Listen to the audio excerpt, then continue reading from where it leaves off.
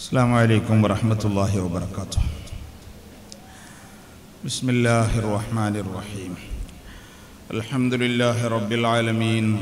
اللهم صل على سيدنا محمد وعلى آل سيدنا محمد كما صليت على إبراهيم وعلى آل إبراهيم وبارك على سيدنا محمد وعلى آل سيدنا محمد كما باركت على إبراهيم وعلى آل إبراهيم في العالمين إنك حميد مجيد. ಗೌರವಾನ್ವಿತ ಝೈನುಲ್ ಉಲಮಾ ಮಾಣಿ ಉಸ್ತಾದರವರೇ, ವೇದಿಕೆಯಲ್ಲಿ ಆಸೀನರಾಗಿರುವಂತಹ ಎಲ್ಲ ಗಣ್ಯ ವ್ಯಕ್ತಿಗಳೇ, ದಾರುಲ್ ಇರ್ಷಾದ್ ಎಂಬಂತಹ ಈ ಮಹೋನ್ನತವಾದಂತಹ ವಿದ್ಯಾಸಂಸ್ಥೆಯ ಅಧ್ಯಾಪಕರೇ, ಉಸ್ತಾದಗಳೇ, ಎಲ್ಲ ವಿದ್ಯಾರ್ಥಿಗಳೇ,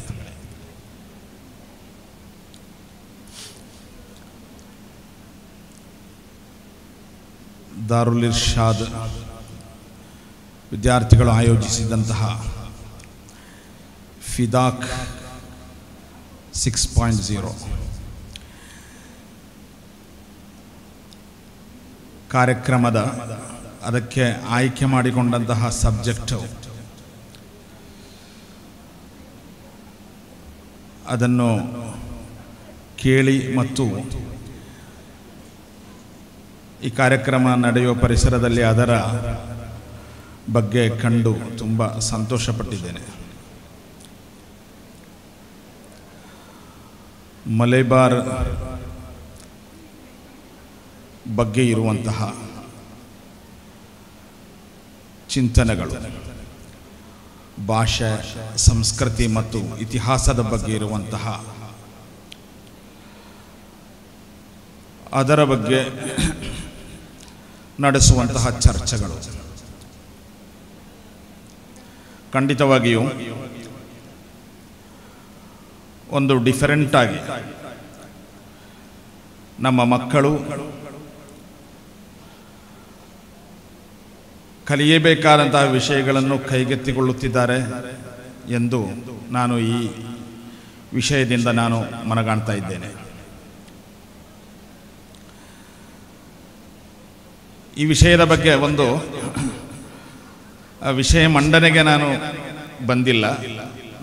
ನನ್ನೊಂದಿಗೆ ಕಾರ್ಯಕ್ರಮದಲ್ಲಿ ಒಂದು ಭಾಗಿಯಾಗಬೇಕು ಅಂತ ಕೇಳಿಕೊಂಡಿದ್ದಾರೆ. ಅದಕ್ಕೆ ಜಸ್ಟ್ ನಿಮ್ಮೊಂದಿಗೆ ಸೇರಿ ಈ ಒಂದು ಅಮೂಲ್ಯವಾದ ಒಂದು ಟೈಮ್ ಅದನ್ನು ವ್ಯಯಿಸಲಿಕ್ಕೆ ನಾನು ಬಂದಿದ್ದೇನೆ ಅಷ್ಟೇ. ಒಂದೆರಡು ಅನಿಸಿಕೆಗಳನ್ನು ಈ ಸಂದರ್ಭದಲ್ಲಿ ನಿಮ್ಮೊಂದಿಗೆ ನಾನು ಹೇಳ್ತಾ ಇದ್ದೇನೆ. ಮೊದಲನೇದಾಗಿ, ಮಲೆಬಾರ್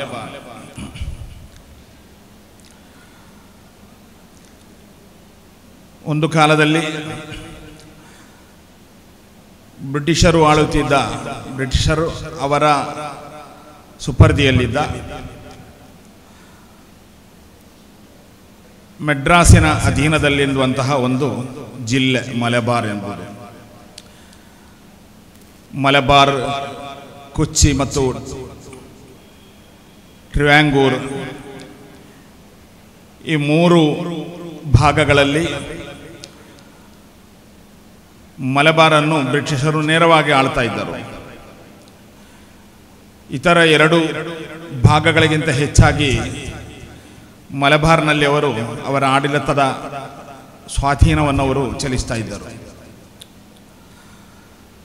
ಮಲೆಬಾರ್ ಅಂತ ಹೇಳುವಾಗ, ಆ ಹೆಸರು ಕೇಳುವಾಗ ಒಂದು ರೀತಿಯಲ್ಲಿ ಒಂದು ಮುಸ್ಲಿಂ ಹೆಸರಿನ ಒಂದು ಇಸ್ಲಾಮಿ ಸಂಸ್ಕೃತಿಯ ಒಂದು ಸಾಮೀಪ್ಯ ಅದರಲ್ಲಿ ನಮಗೆ ಎದ್ದು ಕಾಣುತ್ತದೆ. ಮಲಬಾರ್ ಕದನ ಅಥವಾ ಮಾಪಿಳ್ಳ ದಂಗೆ ಎಂದು ಚರಿತ್ರೆಗಳಲ್ಲಿ ದಾಖಲಾಗಿರುವಂತಹ ಬ್ರಿಟಿಷರ ವಿರುದ್ಧ ನಡೆದಂತಹ ಸ್ವಾತಂತ್ರ್ಯ ಸಮರದ ಭಾಗವಾಗಿ ಅಥವಾ ಅವರ ಆಡಳಿತದ ವಿರುದ್ಧವಾಗಿ ನಡೆದಂತಹ ಒಂದು ದಂಗೆ.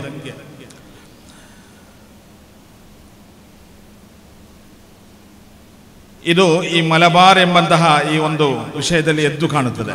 ಅದರಲ್ಲಿ ಹೆಚ್ಚಾಗಿ ಮುಸ್ಲಿಮರೇ ಭಾಗವಹಿಸಿದ್ದಾರೆ, ಇತರರು ಕೂಡ ಅದರಲ್ಲಿ ಪಾಲ್ಗೊಂಡಿದ್ದಾರೆ. ವಾಸ್ತವದಲ್ಲಿ ಒಂದು ರೈತ ಒಂದು ಕೃಷಿ ಭೂಮಿಗಳ ಜಮೀನುದಾರಿಕೆಗಳ ಬಗ್ಗೆ ಆರಂಭಗೊಂಡಂತಹ ಈ ದಂಗೆ ಅದು ಒಂದು ವ್ಯಾಪಕ ರೂಪವನ್ನು ಪಡೆದು ಅದು ಚರಿತ್ರೆಯಲ್ಲಿ ದಾಖಲಾಗಿ ಹೋಯಿತು. ಮಾಪಿಳ್ಳೆ ದಂಗೆ ಅಥವಾ ಮಲಬಾರ್ ಕಲಹ ಎಂಬ ಹೆಸರಿನಲ್ಲಿ, ಮಲಬಾರ್ ಕದನ ಎಂಬ ಹೆಸರಿನಲ್ಲಿ ಅದು ನಮ್ಮ ಈ ಮಲಬಾರ್ನ ಇತಿಹಾಸದಲ್ಲಿ ದಾಖಲುಗೊಂಡಿದೆ. ನಮ್ಮ ಈ ದಕ್ಷಿಣ ಕನ್ನಡ ಜಿಲ್ಲೆ, ಮಂಗಳೂರು ಭಾಗ ಇದೆಲ್ಲ ವಾಸ್ತವದಲ್ಲಿ ಮಲಬಾರ್ ಪ್ರಾಂತ್ಯದಲ್ಲಿ, ಮಲಬಾರ್ನಲ್ಲಿ ಸೇರಿದ್ದು. ಇಲ್ಲಿಯ ಸಂಸ್ಕೃತಿಗಳು ಬಹುತೇಕ ಒಂದೇ ಆಗಿದ್ದರೂ ಕೂಡ ಕಾಲಾಂತರಗಳಲ್ಲಿ ಅದು ನಮ್ಮ ಸಂಸ್ಕೃತಿ, ಇಲ್ಲಿನ ಮಂಗಳೂರಿನ ಈ ಸಂಸ್ಕೃತಿ ಸ್ವಲ್ಪ ಬೇರ್ಪಟ್ಟುಕೊಂಡು ಹೋಗಿದೆ ಎಂಬುದನ್ನು ನಮಗೆ ಇಲ್ಲಿನ ಚರಿತ್ರೆಯನ್ನು, ಇಲ್ಲಿನ ಸಂಸ್ಕೃತಿಯನ್ನು ನಾವು ಅವಲೋಕನ ಮಾಡಿದಾಗ ತಿಳಿದು ಬರುತ್ತದೆ. ಮಲಬಾರ್ನ ಬಗ್ಗೆ ಕಲಿಯುವಾಗ ನಾವೊಂದು ಇತಿಹಾಸದ ಬಗ್ಗೆ ಕಲಿಯುವಾಗ ಕೇವಲ ಮುಸ್ಲಿಮರ ಬಗ್ಗೆ ಮಾತ್ರ ಅಲ್ಲ ಕಲಿಯಬೇಕಾದುದು. ಮಲಬಾರ್ ಎಂಬ ಒಂದು ಪ್ರದೇಶದ ಬಗ್ಗೆ, ಆ ಪ್ರದೇಶದ ಸಂಸ್ಕೃತಿ ಬಗ್ಗೆ ಹೇಳುವಾಗ ನಮ್ಮ ಗತಕಾಲದ ಕೋಮು ಸೌಹಾರ್ದತೆಯ ಸಂಸ್ಕೃತಿ, ಕೋಮು ಸೌಹಾರ್ದ ಮನೋಭಾವಗಳು ಅದೆಲ್ಲ ಇವತ್ತು ನಮ್ಮಿಂದ ಕಾಣೆಯಾಗಿ ಹೋಗ್ತಾ ಇದೆ. ವಿಶೇಷತಃ ನಮ್ಮ ಮಲಬಾರ್ನ ಭಾಗವಾಗಿರುವಂತಹ ಈ ಮಂಗಳೂರಿನಲ್ಲಿ ನಮ್ಮ ಚಿಕ್ಕಂದಿನಲ್ಲಿ ಕಾಣುತ್ತಿದ್ದಂತಹ ಆ ಒಡನಾಟಗಳು, ಕೋಮು ಸೌಹಾರ್ದದ ಮನೋಭಾವಗಳು ಇದೆಲ್ಲ ಇವತ್ತು ಮಾಯವಾಗಿ ಹೋಗ್ತಾ ಇದೆ. ಭಾಷೆಯ ಬಗ್ಗೆ ಹೇಳುವಾಗಲೂ ಯಾವಾಗ ನಮ್ಮಲ್ಲಿ ಇಂಗ್ಲಿಷ್ ಮೀಡಿಯಂ ಎಂಬಂತಹ ಈ ಒಂದು ಅನಿವಾರ್ಯತೆ ನಮ್ಮಲ್ಲಿ ಮನೆ ಮಾಡಿತ್ತು, ಆವಾಗ ನಮ್ಮಿಂದ ಅನೇಕ ಭಾಷೆಗಳು, ಹಳೆಯ ಭಾಷೆಗಳೆಲ್ಲ ಮಾಯವಾಗಿ ಹೋಗ್ತಾ ಇದೆ. ನಾವು ನಮ್ಮ ಚಿಕ್ಕಂದಿನಲ್ಲೆಲ್ಲ ಶಾಲೆಯಲ್ಲಿ ಹೋಗುವಾಗ ಅಥವಾ ನಮ್ಮ ನೆರೆಹೊರೆಗಳಿಂದ ನಾವು ತುಳು ಭಾಷೆಯನ್ನು ಕಲಿಯುತ್ತಾ ಇದ್ದೆವು. ಆದರೆ ಇವಾಗ ನಮ್ಮ ಮಕ್ಕಳಿಗೆ ತುಳು ಭಾಷೆ ಗೊತ್ತಿಲ್ಲ.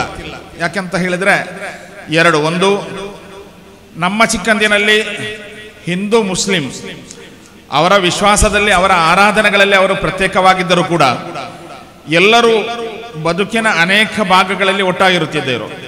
ಅವರ ಮನೆಗೆ ನಾವು ಹೋಗ್ತಾ ಇದ್ದೆವು, ನಮ್ಮ ಮನೆಗೆ ಅವರು ಬರ್ತಾ ಇದ್ದವು.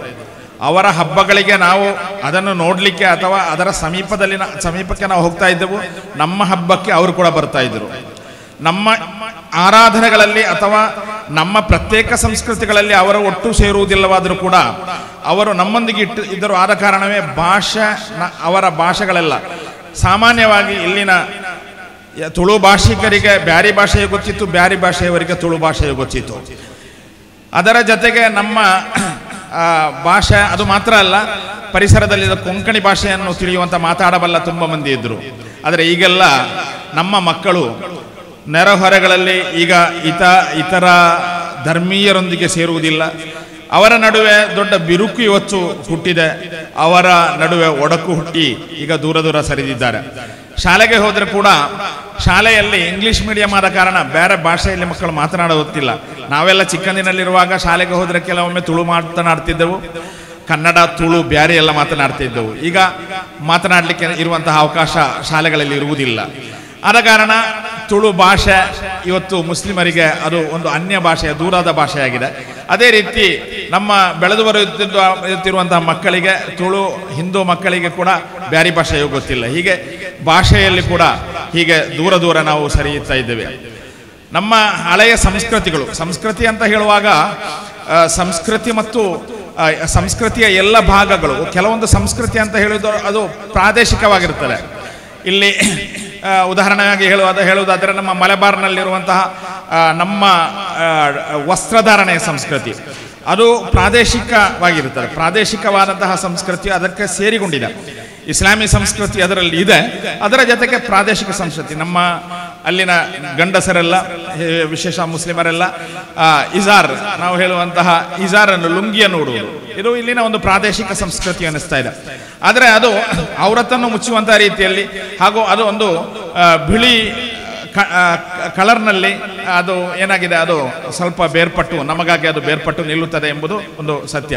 ಆದರೆ ಆ ಸಂಸ್ಕೃತಿಯಲ್ಲ, ಆ ವಸ್ತ್ರಧಾರಣೆಯ ಸಂಸ್ಕೃತಿಯಲ್ಲ ಇವತ್ತು ನಮ್ಮಿಂದ ಬಿಟ್ಟು ಹೋಗಿದೆ. ಇವತ್ತು ನಾವು ಬೇರೆ ಯುರೋಪಿಯನ್ ಸಂಸ್ಕೃತಿಗೆ, ಅವರ ವಸ್ತ್ರಧಾರಣೆಗೆ ನಾವು ಈಗ ಬಲಿಯಾಗ್ತಾ ಇದ್ದೇವೆ. ಹಾಗೆ ನಮ್ಮ ಭಾಷೆ, ನಮ್ಮ ಸಂಸ್ಕೃತಿಗಳು ಇದೆಲ್ಲ ನಾವು ಹಲವು ಕಡೆಗಳಿಂದ ಈಗ ಎರವಲಾಗಿ ಪಡೆಯುತ್ತಿದ್ದೇವೆ. ನಮ್ಮದೇ ಆದ ಸಂಸ್ಕೃತಿ ನಾವು ಬಿಟ್ಟು ಕೊಡ್ತಾ ಇದ್ದೇವೆ. ನಮ್ಮ ಕಲೆಗಳೆಲ್ಲ ಇವತ್ತು ಮಾಯವಾಗ್ತಾ ಇದೆ. ಬದಲು ಏನಾಗ್ತದೆ ಅಂತ ಹೇಳಿದ್ರೆ, ಆಧುನಿಕ ಕಲೆಗಳು, ಆಧುನಿಕ ರೀತಿಯಲ್ಲಿರುವಂತಹ ವಿಷಯಗಳೇ ನಮ್ಮಲ್ಲಿ ಹೆಚ್ಚು ಇವತ್ತು ಸ್ಥಳವನ್ನು ಹಿಡಿತಾ ಇದೆ. ಒಂದೊಂದಾಗಿ ನಮ್ಮಿಂದ ಅದು ದೂರ ಸರಿಯುತ್ತಾ ಹೋಗ್ತಾ ಇದೆ.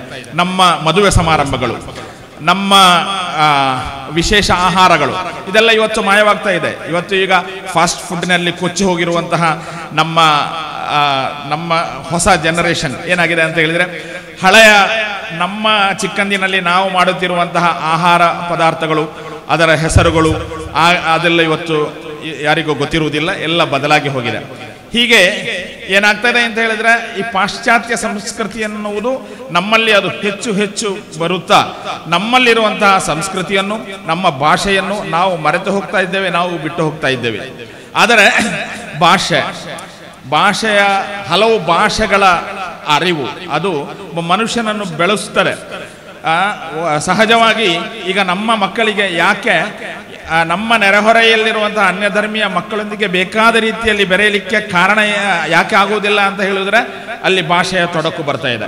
ಯಾವ ರೀತಿಯಲ್ಲಿ ಬ್ಯಾರಿ ಮುಸ್ಲಿಮರಿಗೆ ನಾರ್ತ್ ಕರ್ನಾಟಕದಲ್ಲಿರುವಂತಹ ಮುಸ್ಲಿಮರೊಂದಿಗೆ ಬೆರೆಯಲಿಕ್ಕೆ ಈ ಭಾಷೆಯು ಅದೊಂದು ತೊಡಕಾಗಿತ್ತು, ಅದೇ ರೀತಿ ಕಾಲಾಂತರದಲ್ಲಿ ಏನಾಗ್ತದೆ ಅಂತ ಹೇಳಿದ್ರೆ, ಇಲ್ಲಿ ಅನ್ಯ ಧರ್ಮೀಯರೊಂದಿಗೆ ಬೆರೆಯಲು ನಮ್ಮ ಈ ಭಾಷೆಯನ್ನು ನಾವು ಕಲಿಯದೆ, ನಮ್ಮ ಮಕ್ಕಳಿಗೆ ಇಲ್ಲಿನ ಪರಿಸರದ ಭಾಷೆಗಳನ್ನು ಕಲಿಸದೇ ಇರುವುದರಿಂದ ಅದು ಕೂಡ ಬೇರ್ಪಡುವಿಕೆ ದಾರಿಯಾಗ್ತದೆ ಎಂಬುದನ್ನು ನಮಗೆ ಮನಗಾಣಲಿಕ್ಕೆ ಸಾಧ್ಯ. ಆದ್ದರಿಂದ ಭಾಷೆ, ವಿವಿಧ ಭಾಷೆಗಳನ್ನು, ಭಾಷೆ ಯಾವತ್ತು ಮನುಷ್ಯನನ್ನು ಅವನನ್ನು ಒಂದು ಸಣ್ಣ ದ್ವೀಪದಿಂದ ಅವನನ್ನು ಹೊರಗೆ ತರುತ್ತದೆ. ಅವನು ಕೇವಲ ಕೂಪ ಮಂಡುಕವಾಗಿ, ಬಾವಿಯೊಂದು ಕಪ್ಪೆಯಾಗಿರ್ತಾನೆ ಕೇವಲ ಒಂದು ಭಾಷೆಯ ಒಳಗೆ ಮಾತ್ರ ಇರುವಾಗ. ಭಾಷೆ ಕಲಿತಂತೆ ಇತರ ಕಡೆಗಳ ಬಗ್ಗೆ ಎಲ್ಲ ಕಲಿತಂತೆ ಅವನು ಹೆಚ್ಚು ಹೆಚ್ಚು ಬೆಳೆಯಲಿಕ್ಕೆ ಅವನಿಗೆ ಸಾಧ್ಯವಾಗ್ತದೆ. ನೆಕ್ಸ್ಟ್ ಒಂದು ಇಂಪಾರ್ಟೆಂಟ್ ಸಬ್ಜೆಕ್ಟ್ ಅಂತ ಹೇಳುವುದು ಇತಿಹಾಸ. ಇದು ಇತಿಹಾಸ ಅಂತ ಹೇಳುವುದು ವಿಶೇಷತ ನಮ್ಮಲ್ಲಿ ಮುಸ್ಲಿಮರಲ್ಲಿ ಇತಿಹಾಸ ಪ್ರಜ್ಞೆ ತುಂಬ ಕಡಿಮೆ. ನಮ್ಮ ಈ ಕಡೆಯಲ್ಲಿ ಇತಿಹಾಸ ಪ್ರಜ್ಞೆ ಕಡಿಮೆ ಇದ್ದ ಕಾರಣವೇ ನಮಗೆ ನಮ್ಮ ಗತಕಾಲದವರ ಬಗ್ಗೆ ಮಾಹಿತಿಗಳು ಗೊತ್ತಿಲ್ಲ. ಇಲ್ಲಿ ನಮ್ಮ ಪರಿಸರ ಪ್ರದೇಶಗಳಲ್ಲೆಲ್ಲ ಅನೇಕ ಸಜ್ಜನರು ವಿದೇಶಗಳಿಂದ, ಅರಬ್ ರಾಜ್ಯಗಳಿಂದೆಲ್ಲ ಬಂದಿದ್ದಾರೆ. ಆದರೆ ನಾವು ಯಾವುದಾದ್ರೂ ಒಂದು ಹೆಸರಿನಲ್ಲಿ ಅವರು ಔಲಿಯಾಗಳು ಎಂದು ಊಹೆಗಳ ಹೀಗೆ ನಮ್ಮ ಗತಕಾಲದವರಿಂದ ಬಂದ ಒಂದು ಮಾಹಿತಿ ಮೂಲಕ ಮಾತ್ರ ನಾವು ತಿಳಿದಿರುತ್ತೇವೆ. ಔಲಿಯಾಗಳು ನದಿ ಬದಿಯಲ್ಲಿ ಅವರು ಬಂದಿದ್ದಾರೆ, ನದಿ ಬದಿಗಳಲ್ಲಿ ಅವರೆಲ್ಲ ವಾಸವಾಗಿದ್ದಾರೆ. ಆದ್ದರಿಂದ ನದಿ ಬದಿಗಳಲ್ಲೆಲ್ಲ ಹೆಚ್ಚು ಹೆಚ್ಚು ಮಸೀದಿಗಳು ಮತ್ತು ದರ್ಗಾಗಳೆಲ್ಲ ಇವೆ ಎಂಬುದನ್ನು ತಿಳಿಯುತ್ತೇವೆ ಹೊರತು ಅವರ ಹೆಸರು ಗೊತ್ತಿಲ್ಲದ ಕಾರಣ ಮಶ್ಹೂರು ಅಲಿಯುಲ್ಲಾ ಅಥವಾ ಬೇರೆ ಯಾವ ಹಯಾತುಲ್ ಔಲಿಯಾ ಎಂಬ ಯಾವುದೋ ಒಂದು ಭಾಷೆಯ ಒಂದು ಹೆಸರು ಹಯಾತುಲ್ ಔಲಿಯಾ, ಅದರ ಅರ್ಥ ಏನಂತ ಗೊತ್ತಿರಲಿಕ್ಕಿಲ್ಲ ಬಹುಶಃ. ಹಾಗೆ ಅನೇಕ ಹೆಸರುಗಳನ್ನೆಲ್ಲ ಇಟ್ಟು ಚರಿತ್ರೆ ಗೊತ್ತಿಲ್ಲದ ಕಾರಣ ನಾವು ಆ ಚರಿತ್ರೆ ಇತಿಹಾಸ ಪ್ರಜ್ಞೆ ಇಲ್ಲದ ಕಾರಣ ನಾವು ಅದನ್ನೆಲ್ಲ ನಮಗೆ ತಿಳಿಯಲಿಕ್ಕೆ ಇವತ್ತು ಸಾಧ್ಯವಾಗ್ತಾ ಇಲ್ಲ. ಅದೇ ರೀತಿ ನಮ್ಮ ನಸಬ, ನಮ್ಮ ಪರಂಪರೆಯ ಬಗ್ಗೆ ತಂದೆಯ ಹೆಸರು ಏನಾದ್ರೆ ಎಲ್ಲರಿಗೂ ಗೊತ್ತಿರಬಹುದು, ತಂದೆ ಹೆಸರು ಗೊತ್ತಿರಬಹುದು. ನೆಕ್ಸ್ಟ್ ಹೋದರೆ ಅದರ 3-4ನೇ ತಲೆಮಾರಿಗೆ ಹೋದಾಗ ಯಾರು ಎಲ್ಲಿಂದ ಬಂದವು ಎಂಬುದನ್ನು ಗೊತ್ತಿಲ್ಲ. ಪ್ರವಾದಿ ಸಲ್ಲಲ್ಲಾಹು ಅಲೈಹಿ ವಸಲ್ಲಂ ಅವರ ಹದೀಸಿನಲ್ಲಿ ನಸಬಗಳನ್ನು ಕಲಿಸಲಿಕ್ಕೆ, ವಿಶೇಷವಾಗಿ ನಸಬಗಳನ್ನು ಕಲಿಸಲಿಕ್ಕೆ ಹೇಳಿಕೊಟ್ಟಿರುವುದು ಹದೀಸಿನಲ್ಲಿ ಕಾಣಬಹುದು. ಆದರೆ ನಾವು ಇವತ್ತು ಅದನ್ನು, ಆ ಚರಿತ್ರೆಯ ಭಾಗಗಳನ್ನು, ಇಲ್ಲಿ ನಾನು ಪ್ರಾದೇಶಿಕ ಚರಿತ್ರೆ ಮಾತ್ರ ಅಲ್ಲ, ಇತಿಹಾಸದ ಬಗ್ಗೆ ಪ್ರಜ್ಞೆ ನಮ್ಮಲ್ಲಿ ತುಂಬ ಕಡಿಮೆ.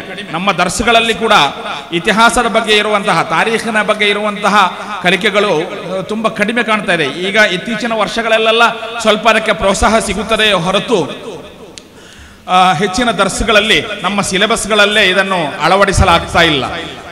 ಪಾರಂಪರ್ಯವಾಗಿ ನಾವು ಕಲಿಯುತ್ತಾ ಬಂದಿರುವಂತಹ ವ್ಯಾಕರಣಗಳಿಗೆ ನಾವು ತುಂಬ ವರ್ಷಗಳನ್ನು, 2-3 ವರ್ಷಗಳನ್ನು ನಾವು ಮಕ್ಕಳಿಗೆ ನಹವು ಕಲಿಸಲಿಕ್ಕೆ, ವ್ಯಾಕರಣ ಕಲಿಸಲಿಕ್ಕೆ ನಾವು ಉಪಯೋಗಿಸ್ತಾ ಇದ್ದೇವೆ. ಅದೇ ರೀತಿ ಫಿಕ್ಹ್ ಕಲಿಸಲಿಕ್ಕೆ ತುಂಬ ದೀರ್ಘ ಕಾಲವನ್ನು ನಾವು ಅದಕ್ಕೆ ಉಪಯೋಗಿಸ್ತಾ ಇದ್ದೇವೆ. ನಾವು ಬರಕತ್ತಿಗೆ ಬೇಕಾಗಿ ಕೂಡ ಹದೀಸಿನ ಕಿತಾಬುಗಳನ್ನು, ಅದೇ ರೀತಿ ಸ್ವಲ್ಪ ಆರಂಭಿಕ ಜ್ಞಾನ ತಿಳಿಯಲಿಕ್ಕೆ ಬೇಕಾಗಿ ತಫ್ಸೀರ್ನ ಗ್ರಂಥಗಳನ್ನೆಲ್ಲ ನಾವು ತಿಳಿಸಿಕೊಡ್ತೇವೆ. ಆದರೆ ಚರಿತ್ರೆಯ ಬಗ್ಗೆ ಇರುವಂತಹ ಅದು ಅತಿ ಅಗತ್ಯವಾಗಿ ತಿಳಿಯಲಿಕ್ಕೆ ಈ ಇಂದಿನ ಯುಗದಲ್ಲಿ ತುಂಬ ಪ್ರಾಮುಖ್ಯ. ಯಾಕೆಂತ ಹೇಳಿದರೆ ಈಗ ಜಗತ್ತಿನೆಲ್ಲೆಡೆ ಉತ್ಖನನಗಳು ನಡೆದು ಹೊಸ ಹೊಸ ಸಂಶೋಧನೆಗಳೆಲ್ಲ ನಡೆಯುತ್ತಾ ಇದೆ. ಇತ್ತೀಚಿನ ವರ್ಷಗಳೆಲ್ಲ ನಡೆದ ಉತ್ಖನನಗಳು ಮನುಷ್ಯನ ಚರಿತ್ರೆಯನ್ನು ಲಕ್ಷಾಂತರ ವರ್ಷಗಳ ಮೊದಲು ಇಲ್ಲಿ ಮನುಷ್ಯನು ಇದ್ದಾನೆ ಎಂಬುದನ್ನು ಮನುಷ್ಯನಿಗೆ ಬೇರೆ ಬೇರೆ ಹೆಸರುಗಳನ್ನಿಟ್ಟು, ಅದು ನಿಯಾಂಡರ್ತಾಲ್ ಎಂಬ ಹೆಸರಾಗಿರ್ಬೋದು ಅಥವಾ ಹೋಮೋ ಎರೆಕ್ಟಸ್ ಎಂಬ ಹೆಸರಾಗಿರ್ಬೋದು, ಹೀಗೆ ವಿವಿಧ ಹೆಸರುಗಳನ್ನಿಟ್ಟು ಮನುಷ್ಯನು ಸುಮಾರು ಲಕ್ಷ ವರ್ಷಗಳ ಮೊದಲು ಇಲ್ಲಿ ಇದ್ದಾನೆ ಅಂತ ಸೈನ್ಸ್ ನಮ್ಮ ಈ ಹೊಸ ಸಂಶೋಧನೆಗಳು ಹೇಳ್ತವೆ. ಸಹಜವಾಗಿ ನಮಗೆ ಈ ಬಗ್ಗೆ ನಾವು ತಿಳಿಯಲೇಬೇಕಾಗ್ತದೆ. ಯಾಕಂತ ಹೇಳಿದ್ರೆ ನಮ್ಮ ಚರಿತ್ರೆ ಏನು ಹೇಳ್ತಾರೆ? ನಮ್ಮ ಚರಿತ್ರೆ ಮನುಷ್ಯ ಆದಮ್ ಅಲೈಹಿಸ್ಸಲಾಮರಿಂದ ಮನುಷ್ಯನ ಆರಂಭ ಆಗ್ತದೆ. ಮನುಷ್ಯನ ಆರಂಭ ಆದಮ್ ಅಲೈಹಿಸ್ಸಲಾಂನಿಂದ ಆದರೆ ಆದಮ್ ಅಲೈಹಿಸ್ಸಲಾಂರವರ ಚರಿತ್ರೆ, ಆದಮ್ ಅಲೈಹಿಸ್ಸಲಾಂರವರು ಇಲ್ಲಿ ಬಂದು ಎಷ್ಟು ವರ್ಷ ಆಯಿತು? ಆದಮ್ ಅಲೈಹಿಸ್ಸಲಾಂರವರು 1000 ವರ್ಷ ಮಾತ್ರ ಎಲ್ಲಿ ಬದುಕಿದ್ದರು, 10 ತಲೆಮಾರುಗಳನ್ನು ಕಾಣುವ ತನಕ. ಅಂದರೆ 960 ವರ್ಷ ಅಥವಾ 1000 ವರ್ಷ ಅವರೆಲ್ಲೂ ಬದುಕಿದ್ದರು.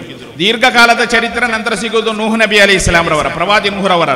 ಅವರು ಸುಮಾರು 950 ವರ್ಷಗಳ ಇಲ್ಲಿ ದಾವತ್ ನಡೆಸಿದ್ರು. ಅದಕ್ಕಿಂತ ಹೆಚ್ಚು ಸ್ವಲ್ಪ ವರ್ಷಗಳ ಕಾಲ ಅವರು ಬದುಕಿದ್ರು ಎಂದರ್ಥ.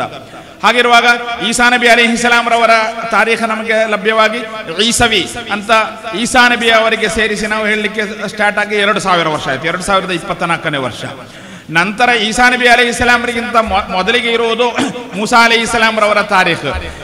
ಸಿಕ್ಕರೆ ಮೂಸಾ ಅಲೈಹಿಸ್ಸಲಾಂರವರು ಈಜಿಪ್ಟ್ನಲ್ಲಿ ಇರುವಂತಹ ರಾಮ್ಸೆಸ್, 2ನೇ ರಾಮ್ಸೆಸ್ನ ಕಾಲದಲ್ಲಿ ಬದುಕಿದ್ದರು ಅಂತ ಹೇಳುವಾಗ ಅವರು 1000 BC 1200-300 ವರ್ಷದವರು ಅಂತ ಹೇಳಿದರೆ 3000 ವರ್ಷದ ಚರಿತ್ರೆ ಅಲ್ಲಿ ಸಿಗ್ತದೆ.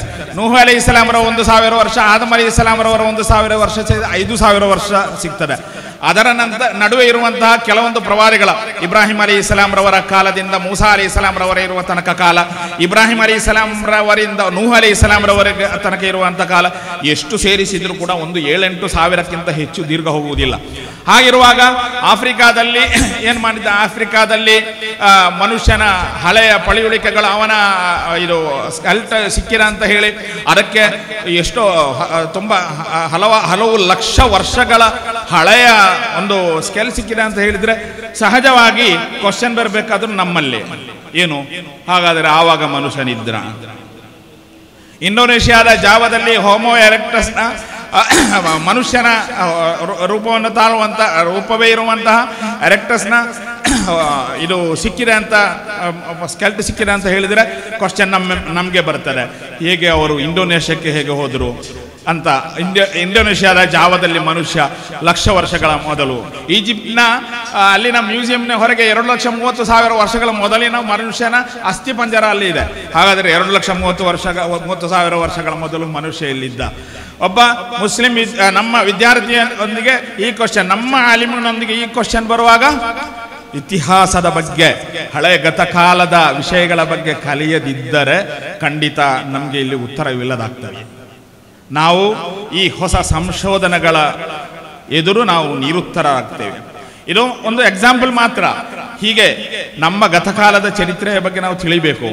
ಗತಕಾಲದ ಚರಿತ್ರೆಗಳನ್ನು ವಿವರಿಸುವಾಗ ನಾವು ನಮ್ಮ ಶಾಲೆಗಳಲ್ಲೆಲ್ಲ ಕಲಿಯುವಂತಹ ವಿಷಯ ಆಗಿರ್ತದೆ. ಹಳೆಯ ಶಿಲಾಯುಗ, ಪ್ರಾಚೀನ ಶಿಲಾಯುಗ, ಮಧ್ಯ ಶಿಲಾಯುಗ, ನವಶಿಲಾಯುಗ, ಕಂಚಿನ ಯುಗ, ತಾಮ್ರದ ಯುಗ, ಕಬ್ಬಿಣ ಯುಗ ಅಂತ ಎಲ್ಲ ನಾವು ಕಲಿಯುತ್ತಾ ಇದ್ದೇವೆ. ಈ ಒಂದು ವಿಷಯವನ್ನು, ನಮ್ಮ ಚರಿತ್ರೆಯನ್ನು ಅದನ್ನು ಟ್ಯಾಲಿ ಮಾಡಲಿಕ್ಕೆ ನಮ್ಗೆ ಗೊತ್ತಿರಬೇಕಾದ್ರೆ ನಾವು ಗತ ಇತಿಹಾಸವನ್ನು ಕಲಿಯಲೇಬೇಕಾಗ್ತದೆ. ಹಾಗಿರುವಾಗ ಏನು, ನವಶಿಲಾಯುಗ ಆರಂಭವಾಗುವುದು 8000 BC 8000ದಿಂದ ಈಚೆಗೆ. ನವಶಿಲಾಯುಗ ಮತ್ತು ಪ್ರಾಚೀನ ಶಿಲಾಯುಗದ ಮನುಷ್ಯರ ಅಂತ ಸೈನ್ಸ್ ಹೇಳ್ತದೆ, ಸಂಶೋಧಕ ಹೇಳ್ತದಲ್ಲ, ಅವರ ನಡುವೆ ಇರುವಂತಹ ವ್ಯತ್ಯಾಸ ಏನು? ಗತ ಶಿಲಾಯುಗದ, ಪ್ರಾಚೀನ ಶಿಲಾಯುಗದ ಮನುಷ್ಯರು ಎಂದು ಯಾರ ಬಗ್ಗೆ ಹೇಳಲಾಗುತ್ತದೆಯೋ ಆ ಮನುಷ್ಯ ರೂಪದಲ್ಲಿ ಇದ್ದರೆ ಹೊರತು ಅವರಿಗೆ ಚಿಂತನೆಗಳಿರಲಿಲ್ಲ, ಅವರಿಗೆ ಬುದ್ಧಿ ಇರಲಿಲ್ಲ, ಅವರು ಒಟ್ಟಾಗಿ ಬದುಕುವವರಾಗಿರಲಿಲ್ಲ, ಅವರು ಗುಹೆಯಲ್ಲಿ ವಾಸ ಮಾಡ್ತಾ ಇದ್ದರು. ಅವರಿಗೆ ಅವರು ಕೇವಲ ಶಿಲೆಗಳ ಮೂಲಕ ಪ್ರಾಣಿಗಳನ್ನು ವಧಿಸಲಿಕ್ಕೆ ಮತ್ತು ತಮ್ಮ ಅಗತ್ಯಗಳನ್ನು ನೆರವೇರಿಸಲಿಕ್ಕೆ, ಅವರ ಮುಖ್ಯ ಅಗತ್ಯ ಅಂತ ಹೇಳಿದ್ರೆ ಅವರಿಗೆ ಆಹಾರ ಮಾತ್ರವಾಗಿತ್ತು, ಬೇರೆ ಯಾವುದೂ ಇರಲಿಲ್ಲ. ಹಾಗಿರುವಾಗ ಅವರು ಬುದ್ಧಿಜೀವಿಗಳಲ್ಲ, ಅವರಿಗೆ ಬುದ್ಧಿ ಬೆಳೆದಿಲ್ಲ. ಅದು ಪ್ರಾಚೀನ ಶಿಲಾಯುಗದಲ್ಲಿ ಇರಲಿಲ್ಲ, ಮಧ್ಯಶಿಲಾಯುಗದಲ್ಲಿ ಇರಲಿಲ್ಲ. ಮಧ್ಯಶಿಲಾಯುಗದಲ್ಲಿ ಅವರ ಆಯುಧಗಳು ಸ್ವಲ್ಪ ಡಿಫರೆಂಟ್ ಥರದಲ್ಲಿ ಆದವು ಹೊರತು ಬೇರೆ ಯಾವ ವ್ಯತ್ಯಾಸಗಳು ಇರಲಿಲ್ಲ. ಹಾಗಿರುವಾಗ ನವಶಿಲಾಯುಗದ ಮನುಷ್ಯ ಸಾಮೂಹಿಕವಾಗಿ ಒಟ್ಟಾಗಿ ಬದುಕಲಿಕ್ಕೆ ಕಲಿಯುತ್ತಾನೆ. ಅವನು ಮನೆ ಕಟ್ಟುತ್ತಾನೆ, ಅವನು ಪಶು ಸಂಗೋಪನೆ ಮಾಡುತ್ತಾನೆ, ಅವನು ಆಡುಗಳನ್ನು ಮೇಯಿಸ್ತಾನೆ, ಅವನು ಕೃಷಿಯನ್ನು ಮಾಡುತ್ತಾನೆ ಅಂತ ಹೇಳಿದರೆ ಈ ನವಶಿಲಾಯುಗ ಆರಂಭವಾಗಿ ಕೇವಲ 8,000 ವರ್ಷಗಳು ಮಾತ್ರ ಆಗ್ತದೆ. ಹಾಗಿರುವಾಗ ಯಾವ ಚರಿತ್ರೆ ಯುಗವನ್ನು ಸೂಚಿಸುತ್ತದೆಯೋ ಆ ನವಶಿಲಾಯುಗದಲ್ಲಿಯೇ ಆದಮ್ ಅಲೈಹಿಸ್ಸಲಾಂ ಎಂಬ ಮನುಷ್ಯನು ಅವನು ಸೃಷ್ಟಿಯಾಗಿ ಬಂದಿದ್ದಾನೆ. ಮನುಷ್ಯನ ಸೃಷ್ಟಿ ನವಶಿಲಾಯುಗದಲ್ಲೇ ಉಂಟಾಗಿದೆ. ಹಾಗಿರುವಾಗ ಅದಕ್ಕಿಂತ ಮೊದಲು ಮನುಷ್ಯ ಅಂತ ಯಾರ ಬಗ್ಗೆ ಎಲ್ಲ ಗುರುತಿಸಲಾಗಿರುತ್ತದೆಯೋ ಮನುಷ್ಯ ರೂಪದಲ್ಲಿ ಇರುವಂತಹ ಕೆಲವು ಜೀವಿಗಳೇ ಹೊರತು ಅವರು ನಿಜವಾಗಿ ವಲಕದ್ ಖಲಕನಲ್ ಇನ್ಸಾನ ಫೀ ಅಹ್ಸನಿ ತಕ್ವೀಮ್ ಎಂದು ಪವಿತ್ರವಾದಂತಹ ಕುರ್ಆನ್ ಹೇಳಿದಂತಹ ಮನುಷ್ಯ ಅವನಲ್ಲ. ಆ ಮನುಷ್ಯ ಆದಮ್ ಅಲೈಹಿಸ್ಸಲಾಮನ ಸಂತಾನವಾಗಿ 10 ತಲೆಮಾರುಗಳಲ್ಲಿ 10 ತಲೆಮಾರು ಅಂತ ಹೇಳುವಾಗ ಆದಮ್ ಅಲೈಹಿಸ್ಸಲಾಮರವರಿಗೆ 40 ಮಕ್ಕಳು, 20 ಗಂಡು ಮತ್ತು 20 ಹೆಣ್ಣು ಮಕ್ಕಳು. ಅವರ ಸಂತಾನ ಆಗ ಒಂದು 4-5 ತಲೆಮಾರುಗಳು ಸರಿಯುವಾಗ ಸುಮಾರು ಲಕ್ಷಗಟ್ಟಲೆ ಮಾನವರು ಇಲ್ಲಿ ಬರುತ್ತಾರೆ. ಅವರು ಮೆಸೊಪಟೋಮಿಯಾದಿಂದ ಅಲ್ಲಿ ಅತ್ಯಂತ ಪ್ರಾಚೀನ ಅತ್ಯಂತ ಓಲ್ಡ್ ಸಿವಿಲೈಸೇಷನ್ ಯಾವುದು ಅಂತ ಹೇಳಿದ್ರೆ ನಮಗೆ ಅದರ ಬಗ್ಗೆ ಗೊತ್ತಿರಬೇಕು. ಸಿವಿಲೈಸೇಷನ್ ಬಗ್ಗೆ ನಾವು ಕಲಿಯುವುದು ಅಗತ್ಯವಿದೆ.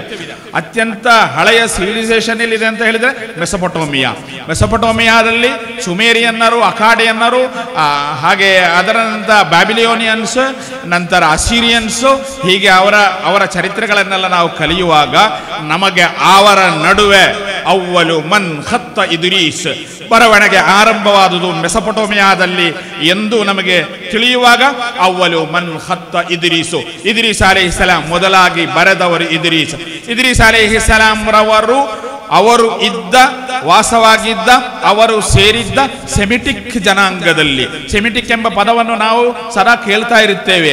ಪ್ರವಾದಿ ನೂಹರವರ ಮಕ್ಕಳು ಸಾಮ್, ಯಾಮ್, ಹಾಮ್ ಮತ್ತು ಯಾಫಸ್ ಎಂಬ 4 ಮಂದಿ ಮಕ್ಕಳು.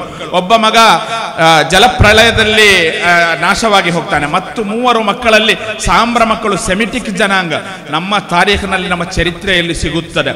ಆದ್ದರಿಂದ ಇದ್ರೀಸ್ ಅಲೈಹಿಸ್ಸಲಾಂ ರವರ ಚರಿತ್ರೆಯಲ್ಲಿ ಸಿಗ್ತದೆ, ಪ್ರವಾದಿ ನೂಹರವರ ಚರಿತ್ರೆಯಲ್ಲಿ ಸಿಗ್ತದೆ. ಸೆಮಿಟಿಕ್ ಅದೇ ಜನಾಂಗದವರು ನಂತರ ನೆಕ್ಸ್ಟ್ ಸಿವಿಲೈಸೇಷನ್ ಯಾವುದಂತ ಕೇಳುವಾಗ ನೆಕ್ಸ್ಟ್ ಈಜಿಪ್ಟಿಗೆ ಬರುತ್ತವೆ. ನೆಕ್ಸ್ಟ್ ಜಗತ್ತಿನ ಅತ್ಯಂತ ಹಳೆಯ ಸಿವಿಲೈಸೇಷನ್ ಈಜಿಪ್ಟ್ ಅಂತ ನಮಗೆ ತಿಳಿದು ಬರುತ್ತದೆ. ಆದ್ದರಿಂದ ಅವರು ಈಜಿಪ್ಟ್ನವರು ಎಲ್ಲಿಗೆ ಬಂದರು ಅಂತ ನಾವು ಕುಳಿತು ಸಂಶೋಧನೆ ನಡೆಸಬೇಕಾದಂತ ವಿಷಯ. ಈಜಿಪ್ಟ್ನವರು ಎಲ್ಲಿಂದ ಬಂದರು, ಈಜಿಪ್ಟಿಗೆ ಜನರು ಎಲ್ಲಿಂದ ಬಂದರು. ನಮ್ಮ ವಿಲ್ ಡ್ಯೂರಾಂಟ್ ಬರೆದಿರುವಂತಹ ನಾಗರಿಕತೆಗಳ ಬಗ್ಗೆ ಬರೆದಿರುವಂತಹ ತುಂಬಾ ದೊಡ್ಡ ಬೃಹತ್ತಾರ ಪುಸ್ತಕ ಇದೆ. ನಮಗೆ ಅದು ಕಲಿಯುವುದು ತುಂಬಾ ಅಗತ್ಯ ಅಂತ ಕಾಣ್ತದೆ. ಅಂತ ಒಂದು ಪುಸ್ತಕ, ಅದರ ಬಗ್ಗೆ ಅದರಲ್ಲಿ ವಿವರಣೆ ಇದೆ. ಏನಂತ ಹೇಳಿದ್ರೆ ಸಿವಿಲೈಸೇಷನ್ಸ್, ಈಜಿಪ್ಟ್ ಸಿವಿಲೈಸೇಷನ್ ಮೆಸೊಪಟೋಮಿಯಾದಿಂದ ಬಂತು.